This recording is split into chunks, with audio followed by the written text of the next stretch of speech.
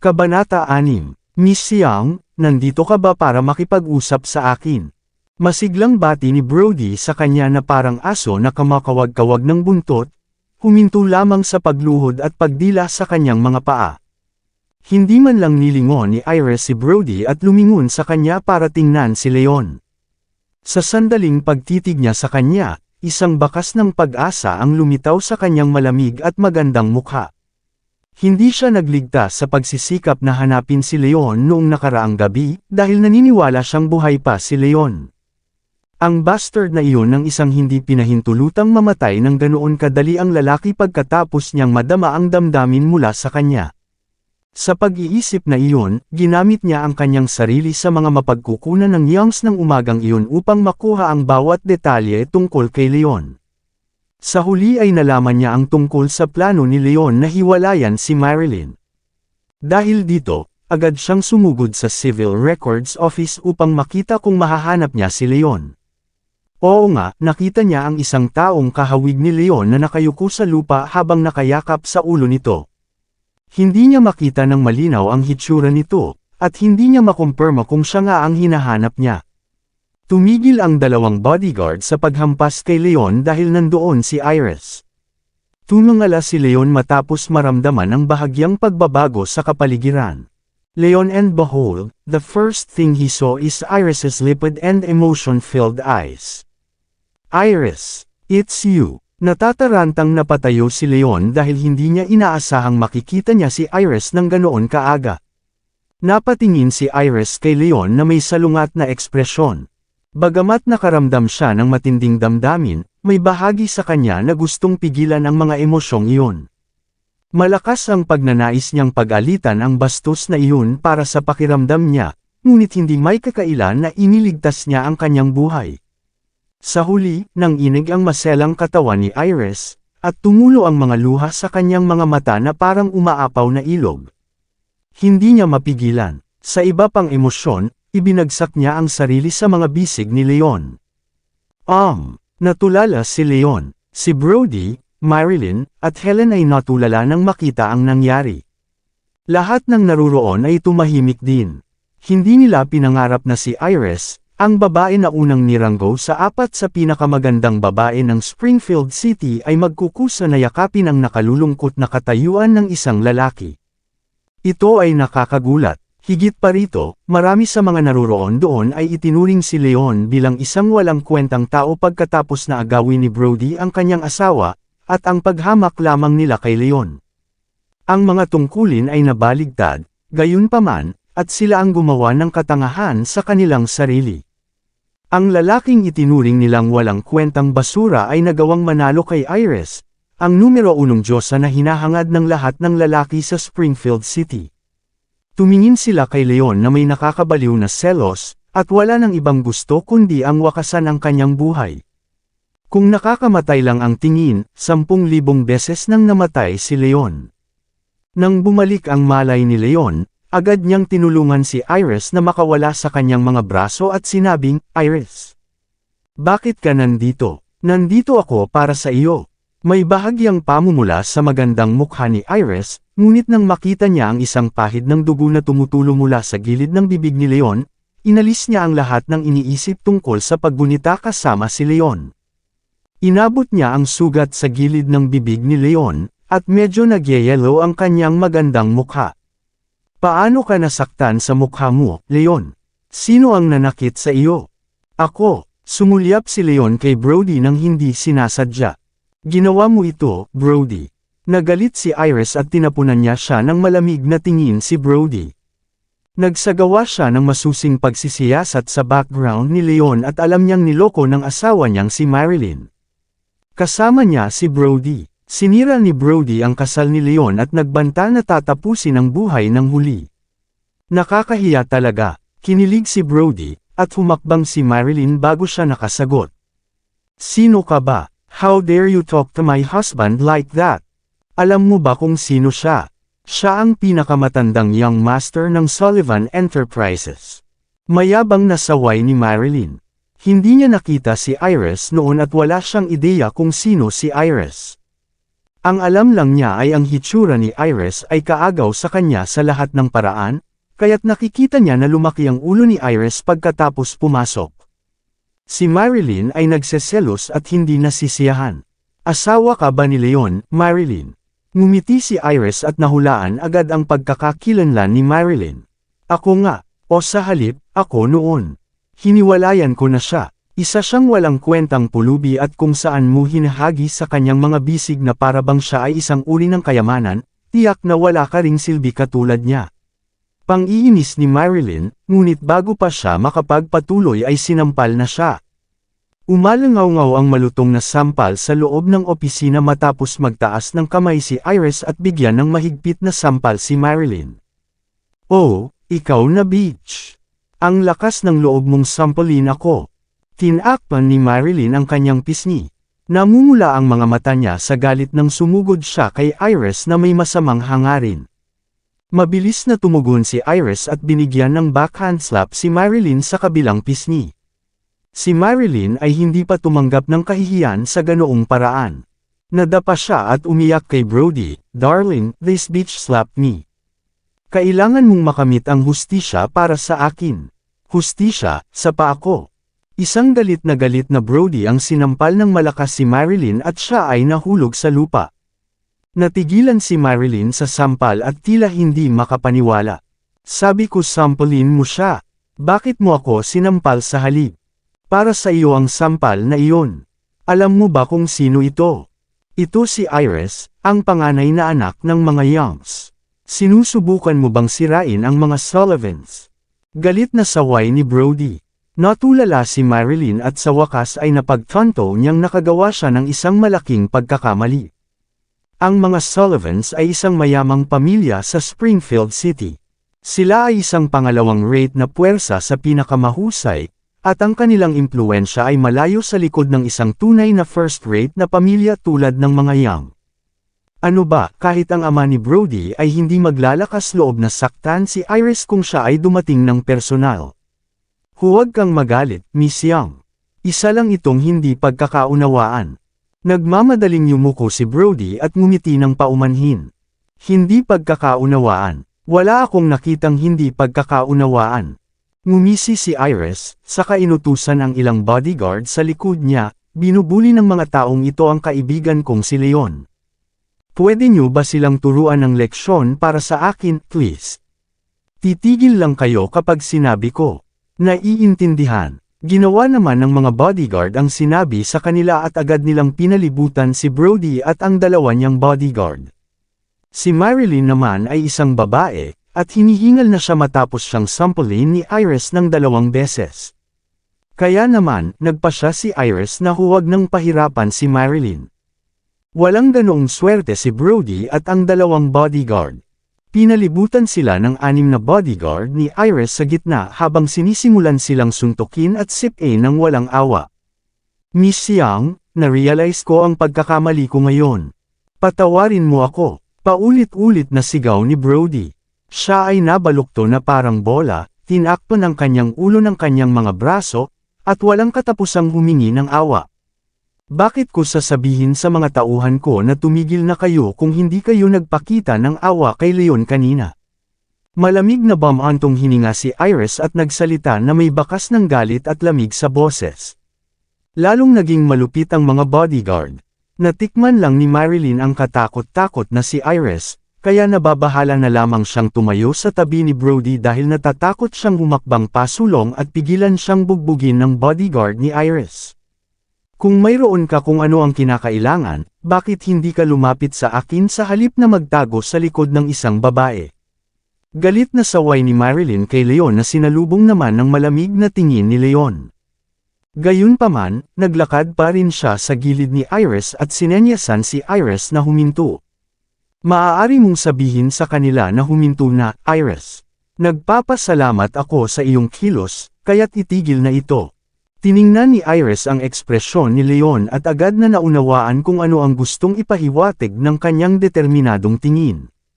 Naisip niya na gusto ni Leon na personal na makaganti sa hinaharap, at ayaw niyang umasa sa kanya para makamit iyon. Tama ang kanyang hula, at ang mga salita ni Marilyn ay isang jab sa pagpapahalaga sa sarili ni Leon. Ang kahihiyan na naranasan ni Leon sa araw na iyon ay mananatili sa kanyang alaala, ngunit umaasa pa rin siyang umasa sa kanyang sarili upang maalis ang kahihiyang iyon sa hinaharap. Hindi siya magkakaroon ng pagkakataong patunayan ang sarili kung aasa siya kay Iris na babalikan sila para sa kanya. Ang swerte niyo ngayon. Ililibre ko kayong dalawa ng isang beses lang para sa kapakanan ni Leon. Malamig na ngumuso si Iris, saka tumalikod at ngumiti kay Leon. Maraming bagay ang gusto kong pag-usapan sa iyo. Sumama ka sa akin. Tumango si Leon bilang tugon. Hindi man lang siya nag-abalang tingnan si Marilyn nang sumakay siya sa sasakyan at umalis kasama si Iris. Sa dagandong ng makina, ang nakakatakot ngunit marangyang Rolls-Royce ay tumatakbo. Sa kabaligtaran, ang malabo na Porsche ni Brody ay hindi na mukhang maluho. Damn it! Paanong ang isang walang kwenta gaya ni Leon ay makikipag-ugnay sa isang babaeng tulad ni Iris? Nakitulog ba siya sa kanya nang hindi siya umuwi kagabi? Inis na inihakbang ni Marilyn ang kanyang mga paa. Bagamat walang duda na si Marilyn ang nagpalayas kay Leon, naramdaman niyang hindi siya karapat-dapat kay Leon nang magpakita si Iris. Lalong nagalit si Marilyn habang iniisip ang nangyari. Hindi nagtagal ay bumangon si Brody mula sa lupa sa pagkabalisa. Kawawa naman ang itsura niya na may asul na ilong at namamaga ang mukha. Imposible, si Iris ang panganay na binibini ng mga Young. Siya ay isang napakarespetadong tao. Wala sa mga mayaman at makapangyarihang binata ng Springfield City ang nakatawag sa kanya ng pansin, kaya paano nagawan ng isang basurang tulad ni Leon? Baka nagkataon lang na magkakilala silang dalawa.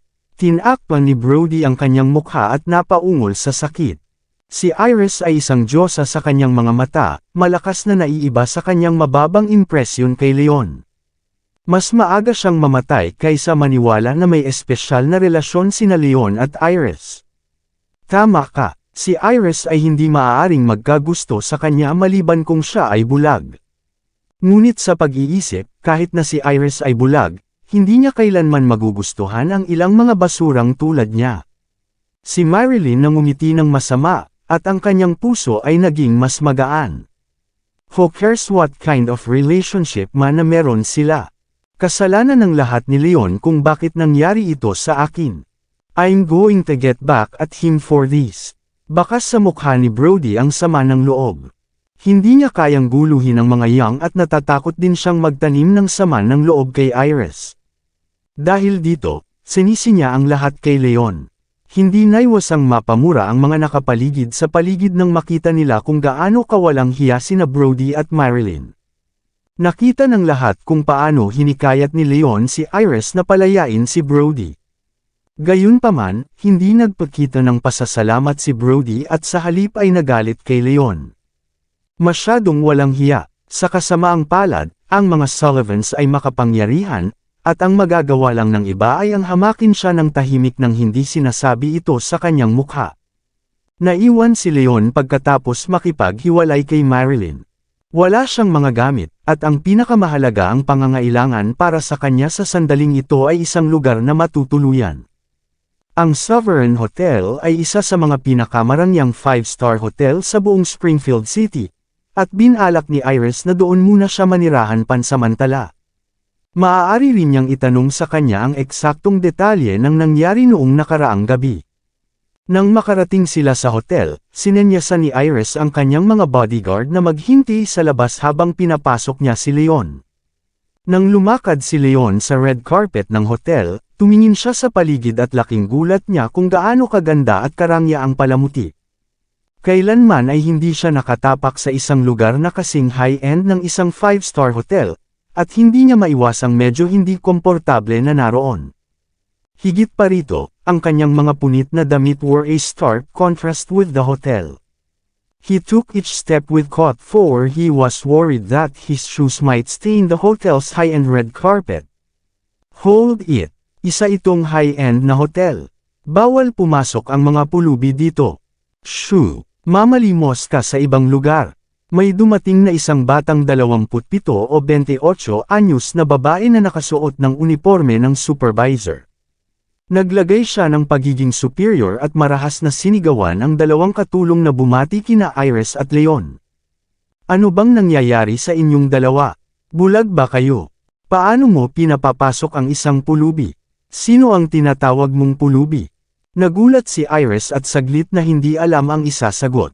Ilang sandali pa, nakita niyang lumakad ang supervisor kay Leon bago ito itinuro. Umalis ka rito, kaawa-awa kang pulubi. Sumigaw ang supervisor, hindi na siya tinutulak palabas. Nakaramdam na si Leon ng hiya sa kanyang sarili, simula pa lang, at namula ang mukha niya nang pag-alitan siya ng supervisor. How he wished he could just burrow into a hole in the ground. Naintindihan ni Iris ang nangyari at agad na nanlamig ang magandang mukha nito. Itinulak niya ang daliri ng babae at sinabing, ikaw ang bulag. Mukha ba siyang pulubi sa'yo? Kaibigan ko siya, nandito kami para mag-book ng kwarto. Mag-book ng kwarto. Tiningnan ng supervisor si Iris mula ulo hanggang paa ng masama. May damit ka na parang mayamang babae pero nag-book ka ng kwarto sa isang pulubi. Sa palagay ko ay pareho ka sa kanya noon. Lumabas na kayo sa hotel namin. Galit na galit si Iris. Ang mga walang kwentang tao lang na tulad mo ang makakapagsabi ng mga ganyan. Nasaan ang manager mo? Sabihan mo siyang lumabas dito at makipagkita sa akin. Sino ka sa tingin mo? Anong karapatan mong hingin ang manager namin? Ngumiti ng masama ang supervisor. Nanginginig si Iris sa galit. Kung hindi niya napigilan ang sarili para sa kapakanan ng kanyang pagkakakilanlan, sasampalin na niya ang supervisor sa mukha. Naalerto na ang mga staff ng hotel sa kaguluhan doon. Isang binata na mga 36 o 37 taong gulang ang sumugod sa lalong madaling panahon, at may name tag na may nakasulat na Manager Wendell Dyer ay nakapin sa kanyang suit lapel. Maraming salamat sa lahat ng sumusubaybay. Please subscribe and follow my YouTube and Facebook channel, Filipino Novel. Maraming salamat po. Anong nangyayari, Cheryl? Sabihin mo sakin kung anong nangyari. Tanong ni Wendell, pinsan. Dumating ka sa tamang panahon. Ang dalawang pulubi na ito ay nagdudulot ng gulo at ito ay nakakaapekto sa imahe ng ating hotel. Itinuro ng supervisor sina Iris at Leon na may mapanlait na ekspresyon. Tumingin si Wendell sa direksyon ng daliri ni Cheryl at agad na nakita si Iris. Ang kanyang unang tingin ay nagdulot ng pagkamangha, dahil siya ay nabihag ng magandang mukha at marangal na ugali ni Iris. Sa kanyang ikalawang sulyap, ang kanyang ekspresyon ay lubos na nagbago, at ang mga butil ng malamig na pawis ay nagsimulang lumitaw sa kanyang noo. Si Iris ay bihirang magpakita sa publiko, at kakaunti sa mga hindi kabilang sa bilog ng mayayaman o makapangyarihang mga individual ang nakakaalam kung ano ang hitsura niya. Si Wendell ay hindi kailanman kwalipikado na makilala si Iris, ngunit dahil ang negosyo ng mga Young ay sumasaklaw sa maraming industriya, kadalasan ay nagbibigay aliw sila sa mga bisitang VIP o mga pangunahing customer ng kumpanya sa pamamagitan ng pag-aayos ng pananatili para sa kanila sa The Sovereign Hotel. Ang swerte ni Wendell na nakilala niya si Iris minsan, kaya alam niya ang pagkakakilanlan ni Iris sa isang sulyap lang. Sa mga sandaling ito, takot na takot si Wendell kaya nanghina ang kanyang mga paa, at halos mapaluhod siya. Hindi siya ang uri ng tao na kayang manakit. Nasaan ang seguridad? May tao bang tumawag ng security? Ganito ba ginagawa niyo sa inyong trabaho sa hotel na ito? Hindi ka ba magmadali at itaboy ang dalawang pulubi na iyon? Si Cheryl ay nagsimulang sumigaw na parang walang kwenta, at may isang kamay na damapo sa kanya at natigilan siya sa sampal na iyon. You damn it! Alam mo ba kung sino ito? Ito si Iris Young, ang panganay na binibini ng mga Young.